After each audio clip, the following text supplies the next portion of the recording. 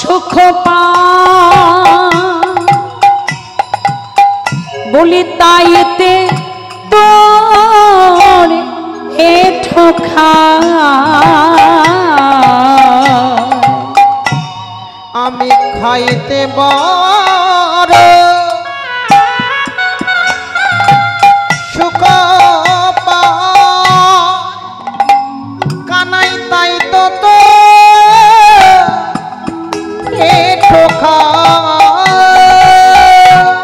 খেতে খেতে তোর মুখি হতে দিতে হলো ভাই রে মুখতে দিতে হলো ভাই রে মুখতে দিতে হলো ভাই রে মুখতে দিতে হলো ভাই রে মুখতে দিতে হলো ভাই রে মুখতে দিতে হলো ভাই মুখতে দিতে হলো তোরি এঠো বড় বড় মিঠো লাগে ভাই রে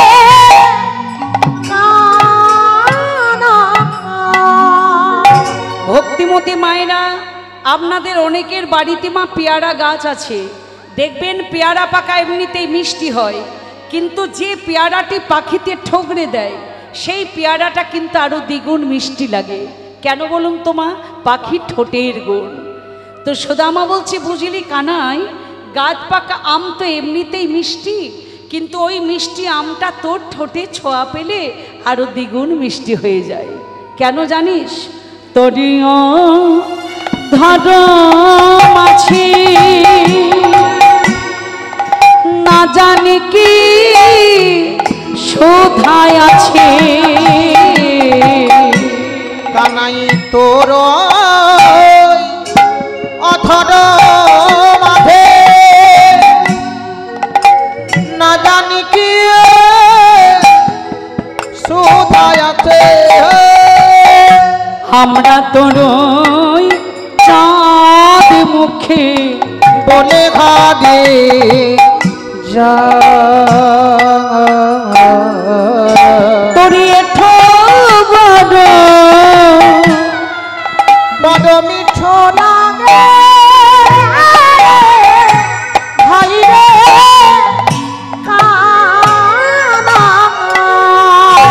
কৃষ্ণ বলল, সুদামা, এই জগতে আমার এঠোটা তোর ভালো লাগে তা নয়, এই জগতে আমার যত যত কাঙাল ভক্ত আছে আমার এঠোটা যে সবাই পছন্দ করে। আমার এঠোটা তোকে এমনি এমনি কেন দেব, তুই আমায় কিছু দে। সুদামা বলল, কানাই তোকে মন দিয়েছি, প্রাণ দিয়েছি, তোকে আমার মন দিয়েছি, প্রাণ দিয়েছি, তবে আমার মা এই বহুমূল্যের গলার হারটা আমার গলাতে দিয়েছে, এই গলার হারটা না হয় আমি তোর গলাতে পরিয়ে দিলাম। এই উপহার না খাইয়া আমার দিকে দাও। কানাই এই উপহার না খাইয়া আমার দিকে দাও। হাজিয়ে দাসয় ধবে মোরা মোরা পিছু দিতে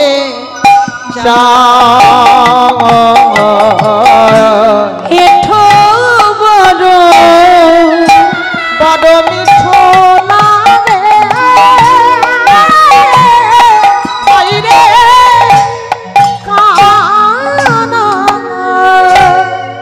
এই পদাবলী যিনি রচনা করলেন বৈষ্ণব পদকর্তা উদ্ধব মহারাজ বলল, কৃষ্ণ, এই সুদামা তুমি এক কাজ করো, কৃষ্ণের এঠো আম প্রসাদ রূপে পেয়ে তুমি আমের আঠিটা কোথায় ফেলবে? এখানে ওখানে ফেললে তো চলবে না। কৃষ্ণের এঠো আম প্রসাদ রূপে পেয়ে ওই আমের আঠিটা তুমি আমার অঞ্চলের মধ্যে দাও, কারণ আমি সেই আশাতে বসে আছি, আমি সেই আশাতে বসে আছি।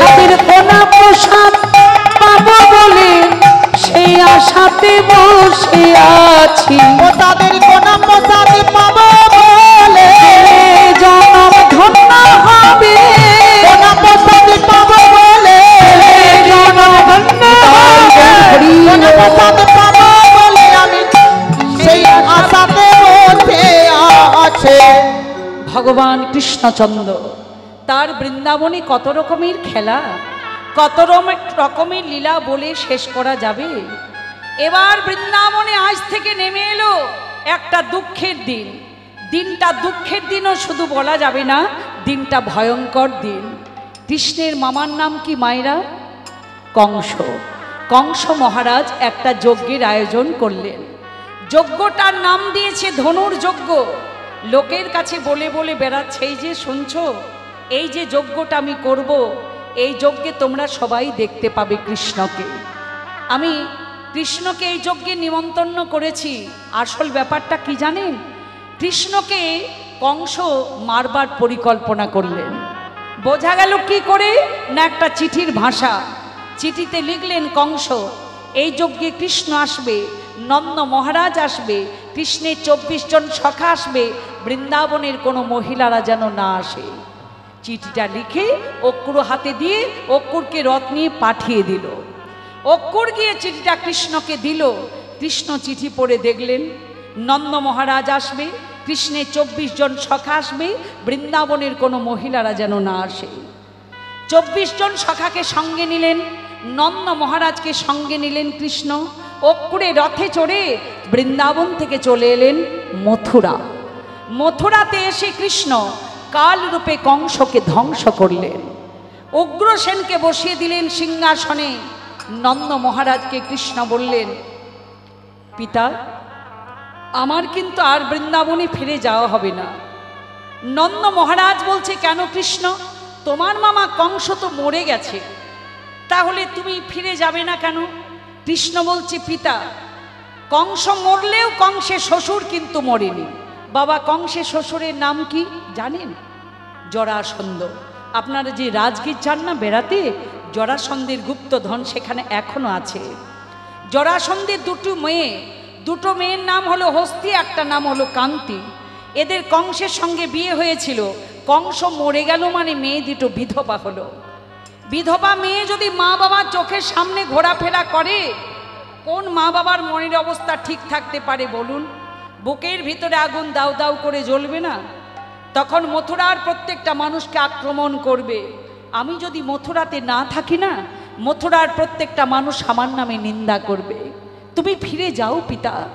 কৃষ্ণের কথা মতো নন্দ মহারাজ তার রাজু না, এখানে বাড়ি তোমার? বাহ, আসো আসো। এবার করেছে কি, কৃষ্ণের মামা কংস শ্বশুর কিন্তু ছেড়ে কথা কইবে না, তুমি ফিরে যাও। তাই কৃষ্ণের কথা মতো কানাই রে ফিরে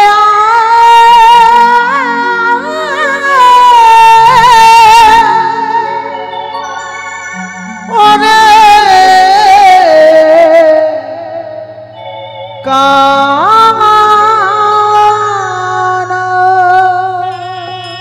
সুদামা কাঁদতে কাঁদতে অবন্তী নগরের পথে পথে চলে যাচ্ছে।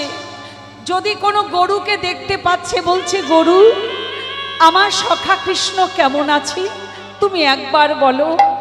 গরুর সঙ্গে কারা গল্প করে জানেন মায়েরা? যারা পাগল হয়। সুদামার পিতার নাম মটুক মহাশয়, মায়ের নাম রচনা দেবী। মনে মনে চিন্তা করলেন মা বাবা, যে ছেলেটা পাগল হয়ে গেল গো, মানে শুধু কৃষ্ণ বলরামকে দেখতে না পেয়ে। দেখি কৃষ্ণ বলরাম কোথায় পড়াশোনা করছে, সেখানে আমি আমার সুদামাকে ভর্তি করে দেব। কারণ পড়াশোনার মাধ্যমে কেউ যদি ভালো বন্ধু পায়, পড়াশোনা কঠিন জিনিস বলে মনেই হয় না। খবর নিয়ে জানতে পারলো কি সুদামার পিতা, জানতে পারলো শান্তিপনি মুনির আশ্রমে কৃষ্ণ বলরাম পড়াশোনা করছে। তাহলে সেখানে নিয়ে গিয়ে সুদামাকে ভর্তি করে দিলেন।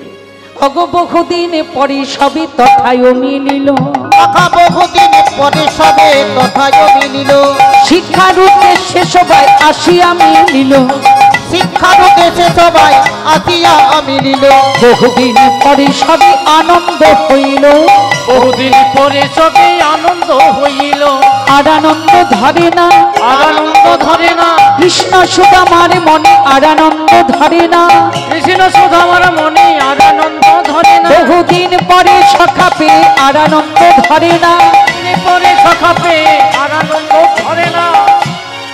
এবার কৃষ্ণ বলছে, কি রে সুদামা, হঠাৎ করে তোকে দেখতে পেলাম, কি করে জানলি বন্ধু যে আমি এখানে?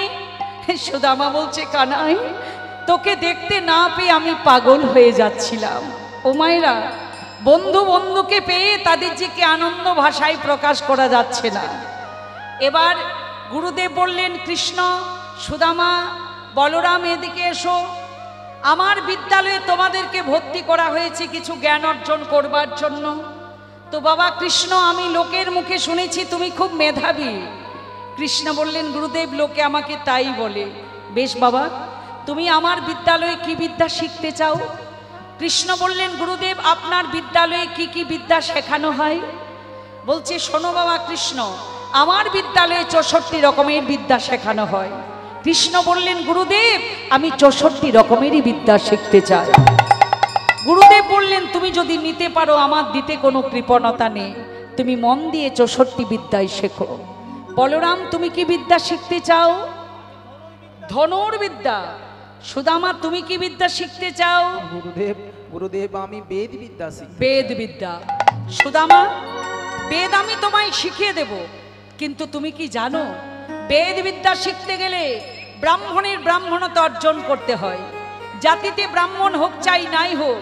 বাবা, স্বামী বিবেকানন্দ জাতিতে কিন্তু ব্রাহ্মণ ছিলেন না, কিন্তু ব্রাহ্মণদের কাঁধে যে পৈতে থাকে, পৈতেটার মধ্যে যে 9টি সুতো থাকে, 9টি সুতোর 9টি গুণকে বলা যায় ব্রাহ্মণের ব্রাহ্মণতা অর্জন। তাহলে ব্রাহ্মণদের কাঁধে পৈতেটার 9টি সুতোর 9টি গুণ কি জানেন? সম, দম, তপ, শোচ, ক্ষান্তি, আর্জবম, বিবেচ্য, জ্ঞান, বিজ্ঞান। সম মানে ব্রাহ্মণদের সবসময় নিষ্ঠা ভাব থাকবে, দম মানে ইন্দ্রিয় সংযম হতে হবে, তপ মানে তপস্যা, ক্ষান্তি মানে ক্ষমা, আর্জবম মানে সরলতা, বিবেচ্য মানে বিশ্বাস, জ্ঞান মানে শাস্ত্রজ্ঞান, বিজ্ঞান মানে শাস্ত্রের অতীত বিশেষ জ্ঞান।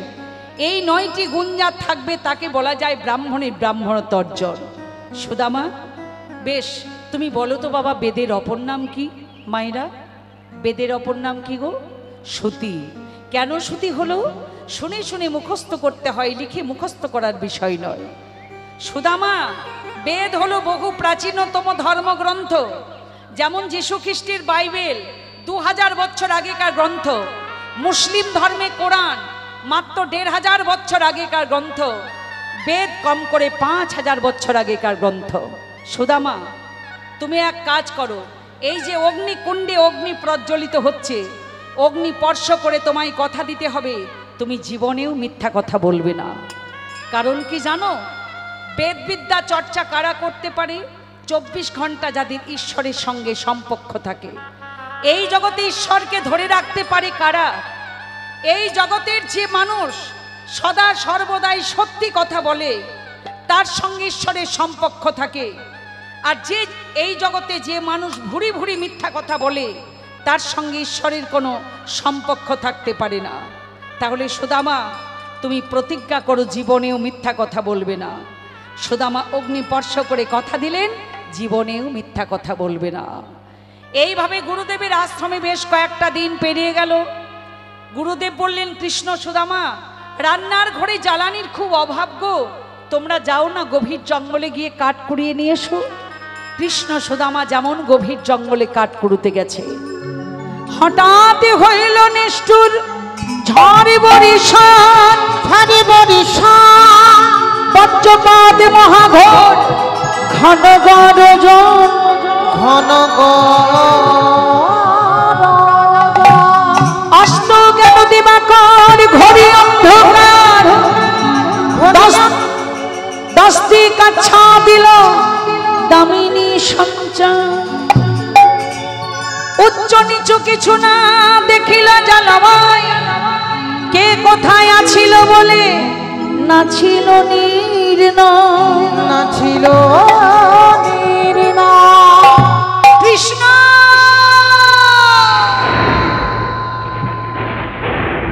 সুদামা কানাই। সুদামা ছুটে গিয়ে কৃষ্ণকে বুকের মধ্যে জড়িয়ে নিয়েছে। বড় বড় গাছের ডাল ভেঙে সুদামার গায়ে পড়ছে, তবু সুদামা কৃষ্ণকে বুকের মধ্যে জড়িয়ে রেখেছে। ঝড় থেমে গেল। কৃষ্ণ বলল, সুদামা তুই আমাকে এত ভালোবাসিস? সুদামা বলল, কানাই বিশ্বাস করবি কি না জানি না, নিজের প্রাণের চাইতে আমি তোকে বেশি ভালোবাসি। কৃষ্ণ বলল, সুদামা আমার বিপদের দিনে তুই আমাকে যেমন ভাবে রক্ষা করলি, তোর যদি কোনোদিন বিপদ আসে আমাকে ডাকিস, আমি তোকে রক্ষা করব। কৃষ্ণ তো জানে বাবা যে কৃষ্ণকে ভালোবাসার পরিণাম কি হয়। ভগবান বললেন, যে করে আমার আশ আমি একদিন করি তার আশ, তবু যদি না ছাড়ে আমার আশ, তখন আমিও ঝড় এসেছিল জানেন, বড় বড় গাছের ডাল ভেঙে সুদামার গায়ে পড়ছিল, তবু সুদামা আমাকে বুকের মধ্যে জড়িয়ে রেখেছিল। গুরুদেব বললেন, শোনো বাবা কৃষ্ণ, মুখের বন্ধুত্ব কাজ হয় না, প্রমাণ দিতে হয়। আমি তোমাদেরকে পরীক্ষা করবার জন্য পাঠালাম। তো বাবা তোমরা এক কাজ করো, কৃষ্ণ তোমার বিপদের দিনে সুদামা যেমনভাবে তোমাকে রক্ষা করলো, সুদামার যদি বিপদ আসে তুমি যেন সুদামাকে দেখো। কেমন? আজকে বাবা তোমাদের এক কাজ করতে হবে। আমার এই বিদ্যালয়ে তোমাদের আজকের দিনের শেষ দিন, আমি তোমাদের প্রত্যেকের মাথাতে পরিয়ে দেব পাগড়ি। কৃষ্ণের মাথায় দিল 64 বিদ্যার পাগড়ি, বলরামের মাথায় দিল ধনুর্বিদ্যার পাগড়ি, সুদামার মাথায় দিল বেদ বিদ্যার পাগড়ি। ঠিক আছে বাবা, সুদামা তুমি মিথ্যা কথা বলো না, যদি মিথ্যা বলো তুমি বেদ ভুলে যাবে, আর যদি ভুলে যাও আমি আর শিখিয়ে দেব না। এবার কৃষ্ণ বলরাম গুরুদেবের আশ্রম থেকে চলে গেলেন একেবারে সোজা দ্বারকাতে। আর এদিকে সুদামা ফিরে গেল কোথায়? সেই অবন্তীনগরে।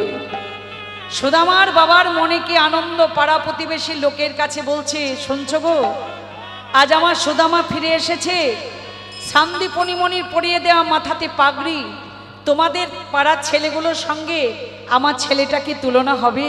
তাই কি হয়? কোনো দিন হবে না।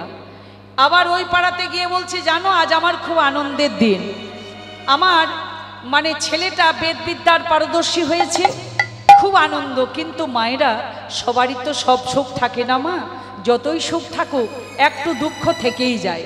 আজ আমার দুঃখটা কোথায় জানো? ভালো কন্যা দেখে আমার ছেলেটা যদি বিয়ে দিতে পারতাম, তাহলে সংসারটা হাসিতে ভরে যেত। তোমাদের সবাইকে বলে রাখলাম, ভালো কন্যার সন্ধান যদি পাও আমাকে একটু বলো, কেমন? তো পাড়া প্রতিবেশীর লোক খবর দেওয়া তো দূরের কথা, সুদামার পিতা নিজেই খবর আনলো কি সুশীলা নামেতে কন্যা রূপে গুণে সম। সুশীলা শিব ভক্ত, প্রত্যেক দিন শিবের মাথায় 1 ঘটি করে জল ঢালে, আর একটা করে বেলপাতা দিয়ে বলে, দেখো বাবা ভোলানাথ, আমার স্বামী অর্থশালী হোক বা নাই হোক, যেন সত্যবাদী হন, কারণ সত্যকে আমি খুব ভালোবাসি। এবার সুশীলার সনে সুদামার বিবাহ হইল।